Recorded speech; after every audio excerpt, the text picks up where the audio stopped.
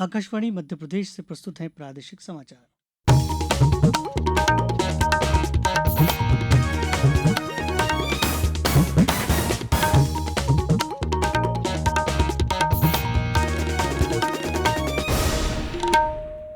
नमस्कार, समाचारों के साथ मैं रत्नेश सोनी। सबसे पहले मुख्य समाचार। प्रधानमंत्री नरेंद्र मोदी की 4 दिवसीय ब्रिटेन और मालदीव यात्रा 23 जुलाई से। संसद का मानसून सत्र कल से, सरकार ने बुलाई सर्वदलीय बैठक। मुख्यमंत्री डॉक्टर मोहन यादव अपनी 7 दिवसीय दुबई और स्पेन यात्रा पूरी कर वापस लौटे।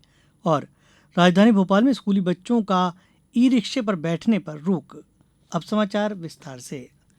प्रधानमंत्री नरेंद्र मोदी इस महीने की 23 और 26 तारीख तक ब्रिटेन और मालदीव की यात्रा पर रहेंगे। ये प्रधानमंत्री मोदी की ब्रिटेन की चौथी यात्रा होगी।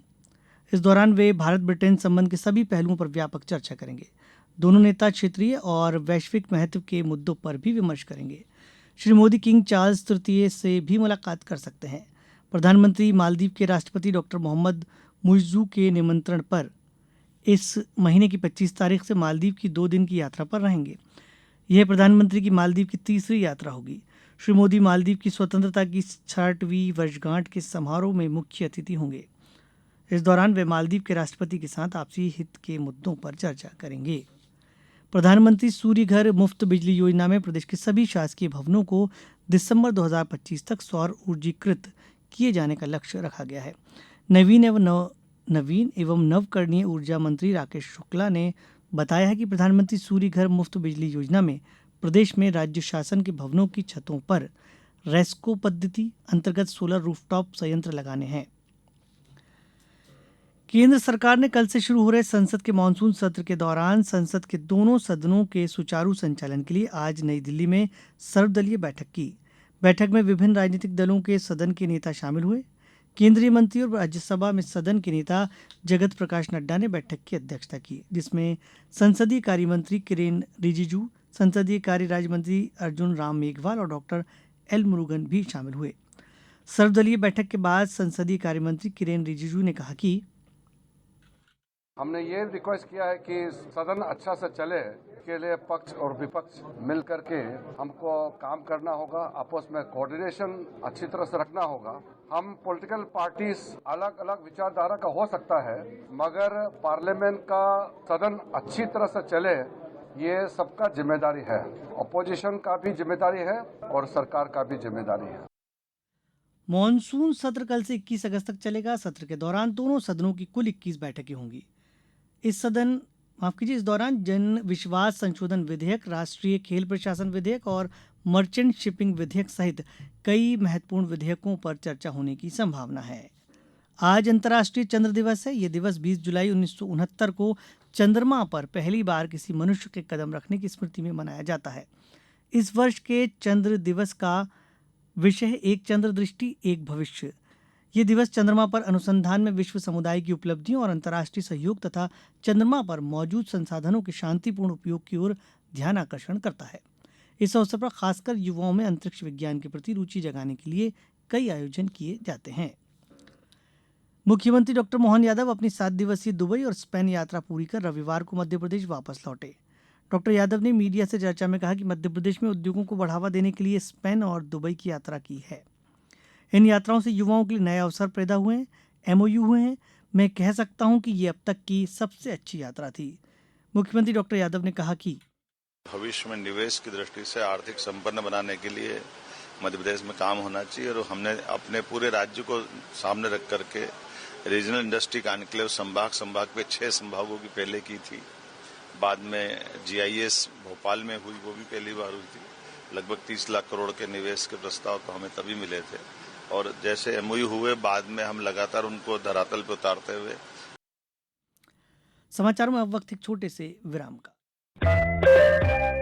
ये समाचार आप आकाशवाणी मध्य प्रदेश से सुन रहे हैं। ये समाचार बुलेटिन YouTube पर Madhya Pradesh news all India radio channel पर और फेसबुक साथ ही एक्स प्लेटफॉर्म पर AIR न्यूज भोपाल पेज पर सुने जा सकते हैं। इसके अलावा आप हमारी वेबसाइट newsonair.gov.in पर अथवा न्यूज ऑन AIR ऐप पर भी समाचार सुन सकते हैं।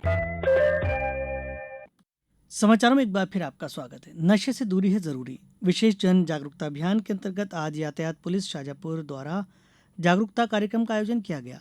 शहर के स्टेडियम ग्राउंड पर ऑटो और अन्य वाहन चालकों को नशा मुक्ति का संदेश दिया गया। पुलिस अधीक्षक यशपाल सिंह ने कहा कि पुलिस मुख्यालय द्वारा जो नशे से है दूरी है जरूरी, ये कार्यक्रम चलाया जा रहा है। इसके तहत ट्रैफिक पुलिस के द्वारा जितने भी ऑटो चालक हैं, पिकअप चालक हैं, जो वाहन चालक हैं, तो काफ़ी तादाद में हमने स्टेडियम में इकट्ठा किया है और उनको सभी को हमने समझाइश दी है।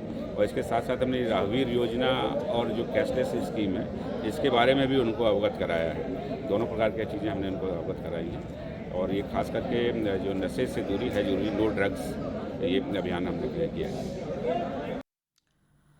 राजधानी भोपाल में स्कूली बच्चों के लिए ई रिक्शा पर बैठने से रोक लगा दी गई है।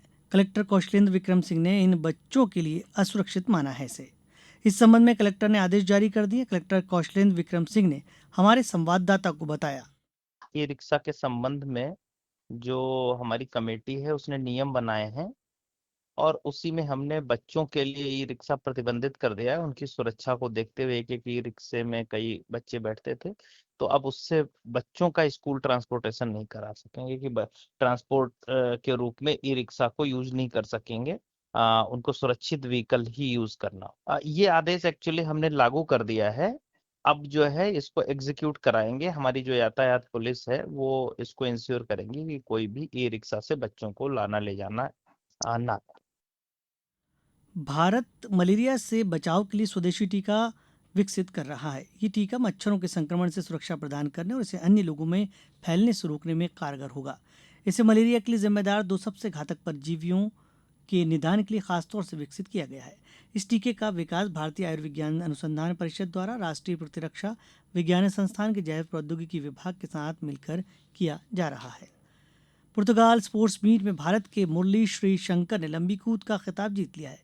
एशियाई खेलों के रजत पदक विजेता मुरली ने कल 7.75 मीटर की छलांग लगाई। पोलैंड के पियोट्र दूसरे और ऑस्ट्रेलिया के क्रिस मित्रोविस्की तीसरे स्थान पर रहे। प्रदेश में अगले 3 दिन भारी बारिश का अलर्ट नहीं है। मौसम विभाग के अनुसार आज ज्यादातर जिलों में आसमान साफ रहा, लेकिन 23 जुलाई से दोबारा तेज बारिश का दौर शुरू होने का अनुमान है। जबलपुर जिले में पिछले 2 दिनों से मौसम का मिजाज बदला है। आज भी दिन भर मौसम लगभग साफ है। करीब 2 सप्ताह बाद तेज धूप निकली। दिन का तापमान 5 डिग्री उछलकर 34.4 डिग्री सेल्सियस तक पहुंच गया, जिससे वातावरण में उमस भरी गर्मी महसूस की जा रही है। अब कुछ समाचार संक्षेप में। मध्य प्रदेश में नवगठित 3 नए जिलों मऊगंज, मैहर और पांडुर्ना को चुनाव आयोग ने मान्यता दे दी है। अब इन जिलों के कलेक्टर अपने जिला क्षेत्र में आने वाली विधानसभा सीटों के लिए अपीलीय अधिकारी के रूप में काम कर सकेंगे।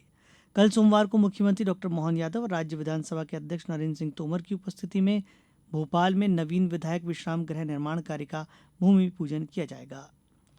कमिश्नर अनिल सुचारी ने आज छतरपुर जिले में अतिवृष्टि और बाढ़ से प्रभावित क्षेत्र ग्राम मोरवा और धामची का दौरा किया। उन्होंने ग्रामीणों से चर्चा करते हुए उनके नुकसान की जानकारी ली। नर्मदापुरम जिले का प्रसिद्ध नागद्वारी मेला यात्रा प्रारंभ हो गई है। सावन माह में आयोजित होने वाले इस 10 दिवसीय मेले में श्रद्धालु दुर्गम रास्तों से भरा 19 किलोमीटर का सफर पहाड़ों और घाटियों को पार कर मंदिर पहुंच रहे हैं। इस बुलेटिन में बस इतना ही। अगला बुलेटिन सुबह 7:10 पर सुनिए। नमस्कार।